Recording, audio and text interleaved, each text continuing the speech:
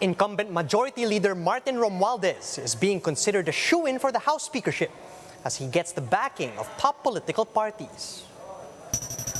The Commission on Elections is set to proclaim winning Senate and party list bets this week, despite pending votes up for canvassing. Higher daily minimum wage has been approved in Metro Manila and Western Visayas over the weekend. However, price increases in some basic commodities threaten to render this wage hike useless. And in sports, Team Philippines continues to rack up medals in the 31st Southeast Asian Games in Vietnam. We'll check in on the country's standing later on.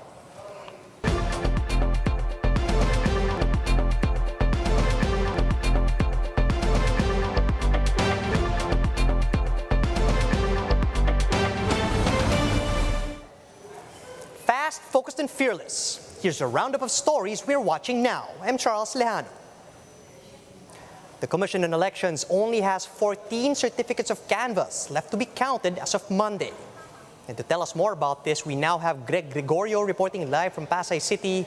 Good afternoon, Greg. Where will these COCs come from and when will the canvassing end?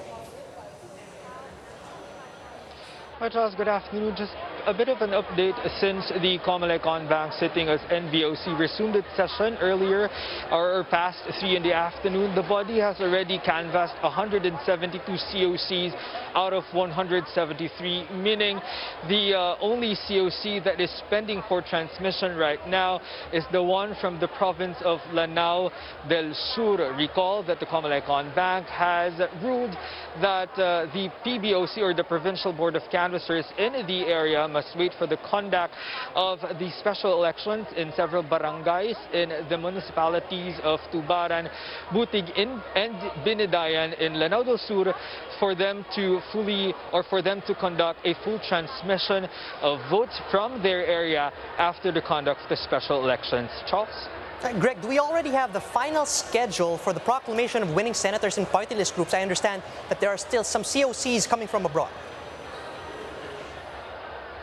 Yes, Charles, since the only COC that we're Charles, even as the Comelec on-bank ruled to wait for the conduct of special elections in Lanao del Sur, the Comelec said that they are already going to proclaim the 12 winning senatorial candidates on Wednesday, while partial proclamation of winning party list groups on Thursday. Acting spokesman Rex Laujanco earlier said that even as there are still about 600,000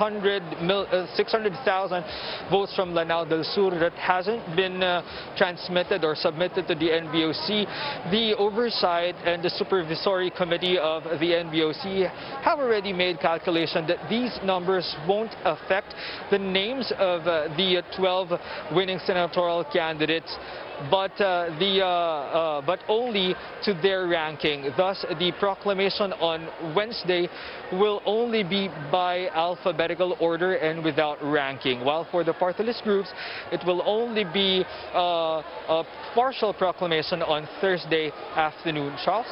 Right, Greg, that being said, could you walk us through what else to expect on Proclamation Day? Yes, Charles, as for the limited information that have been disclosed to us by Comelec, for the proclamation of winning senatorial candidates on Wednesday, each senator-elect will be allowed to bring 5 companions, and this number must already include their family member as well as their documentary staff. While for the proclamation of winning party list groups on Thursday, each of the representatives of this party list group is only allowed to bring 2 companions. Charles? Greg, do we have any updates on the Comelec's investigation on the Lanao del Sur election standoff? Charles, if we're talking about the standoff in Lumbatan, Lanao del Sur, Comelec acting spokesman Rex Laujanco said that what they have right now is the consistent statement from both the election officers and the Armed Forces of the Philippines, where the election officers said they have given order for the AFP to secure the election paraphernalia, which was also said by the AFP.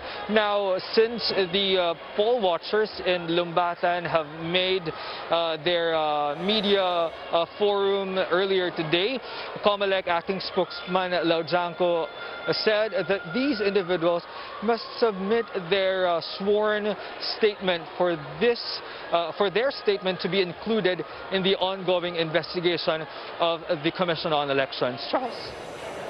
Thanks for that, Greg, and do stay safe. That was Greg Gregorio reporting live from Pasay City. The House speakership appears to be in the bag for Congressman Martin Romualdez after securing key endorsements from allied parties. Marian Enriquez has the story. The question on who will the next House Speaker be may have been settled already. Former President and Pampanga Congresswoman-elect Gloria Macapagal Arroyo backs House Majority Leader Martin Romualdez for the post. Arroyo, Chairman Emeritus of Lakas CMD, urged party members to support him as well. Romualdez himself is the current president of Lakas CMD. Aside from Arroyo, Romualdez has also been endorsed by political parties PDP Laban, National Unity Party, Nationalista, National People's Coalition, and the Partylist Coalition Foundation. Nag-aagalak po ko isang malaking karangalan na nagbibigay ng suporta ang Partylist Coalition Group dito. We look forward working together with the Partylist congressmen and women as well as our other fellow legislators to make the 19th Congress a very, very hard-working, efficient Congress. Romualdez says they will continue to focus on the economy under the new administration of his cousin, Bongbong Marcos. Marcos Jr. has also endorsed Romualdez for the speakership post. Ang ginawa ng tulong ng lakas at siyempre headed ng ating majority floor leader. Looks to be set to be the next speaker. Meanwhile, Albay 1st District Representative Ed Salagman called on the majority leadership to refrain from interfering on the minority leadership. Lagman claims this has been going on since the 17th Congress. There was no real and genuine minority leader. And the minority was co-opted by the majority. This should not happen again. And I hope that the presumptive speaker, who used to be also in the opposition, should be able to recognize and respect the existence of even a handful minority members.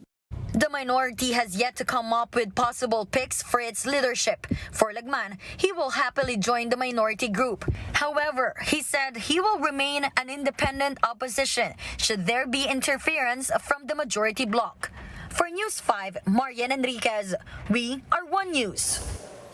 Minimum wage earners in Metro Manila and Western Visayas will soon see an increase in their daily pay. However, one labor group insists that this approved wage hike is not enough. Here's the report. Minimum wage workers have something to look forward to in the coming days, as the Labor Department announced an increase in pay in 2 regions. The Regional Tripartite Wages and Productivity Board granted on Friday a 33 peso wage increase for both agricultural and non-agricultural sectors in NCR. Once approved, this translates to a minimum wage of 570 pesos for sectors like industrial, construction, commercial, and other industries, as well as 533 pesos for those working in agriculture.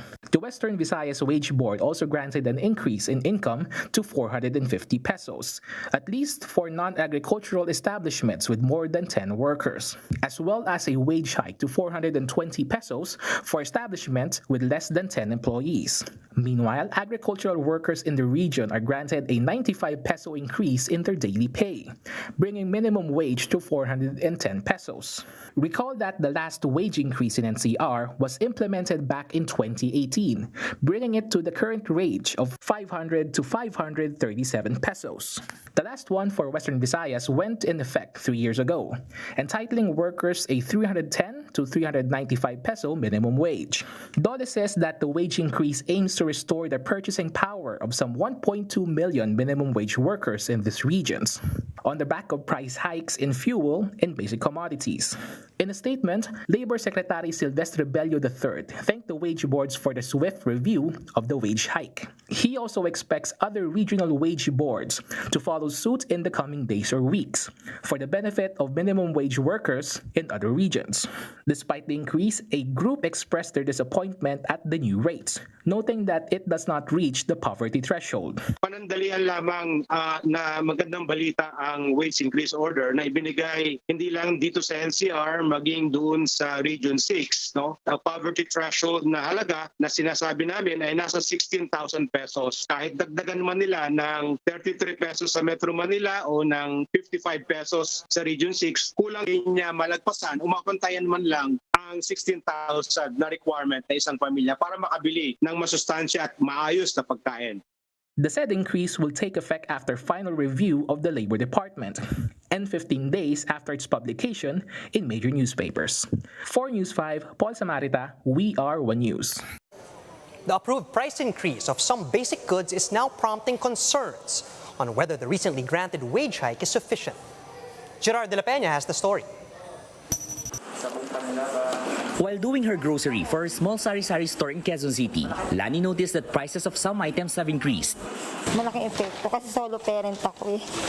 Napakahirap mag-budget lalo na pag wala kang budget.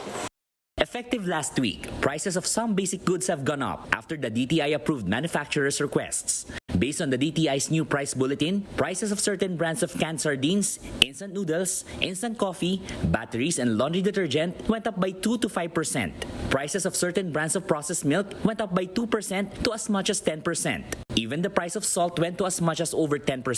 Prices of bread, bottled water, and condiments likewise went up. The DTI said that manufacturers argued that prices of tamban, among other raw materials, went up by as much as 30%.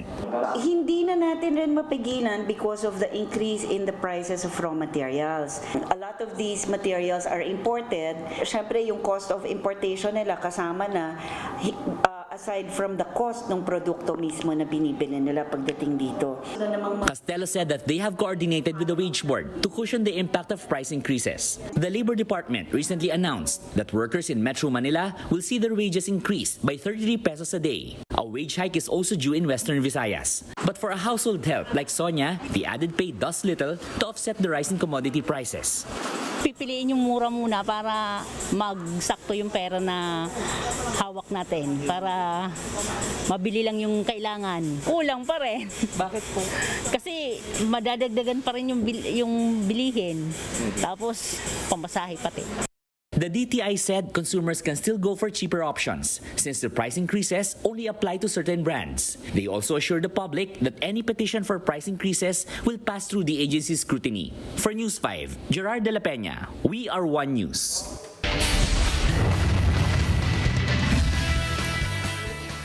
Olympic gymnast Kaloy Yulo struck gold once again at the 31st Southeast Asian Games after securing a victory at the men's vault apparatus finals. Yulo displayed 2 splendid runs on the apparatus with a combined score of 14.7 points. This is Yulo's 4th gold medal, the most by any Filipino in the SEA Games so far. He recently topped the individual all-around, still rings, and floor exercise events. The Philippines now ranks 3rd and has over 90 medals in its haul, with 21 gold medals, 29 silvers, and 41 bronzes. Meanwhile, over in the NBA, the Dallas Mavericks will appear in the Western Conference Finals for the first time since 2011 after edging out the Phoenix Suns 123-90. Dallas showed dominance from the opening tip, denying Phoenix any momentum in the game. Luka Doncic finished with 35 points, 10 rebounds, and 4 assists. And Dallas is set to face the Golden State Warriors in the Western Conference Finals, which starts on Thursday. They say age is just a number. Well, the PPCRV clearly got the memo when the group welcomed its youngest volunteer to help out in this year's elections. Meet 10-year-old Pio. He is one of PPCRV's youngest encoders, and according to Pio, he understood the importance of volunteer work at a very young age thanks to his mother, who is also a volunteer encoder. While other kids spend their free time watching TV or playing games, Pio helps in manually encoding election returns over in the PPCRV Command Center. For more updates, visit News 5, the Philippine Star and Business World online. Visit our website, onenews.ph, for more in-depth analysis. And you can also catch One News on the Signal Play app. Register for a free account at www.signalplay.com and stream One News live anytime, anywhere. Mask on, wash hands, and stay safe, Philippines. I'm Charles Lejano. We're One News.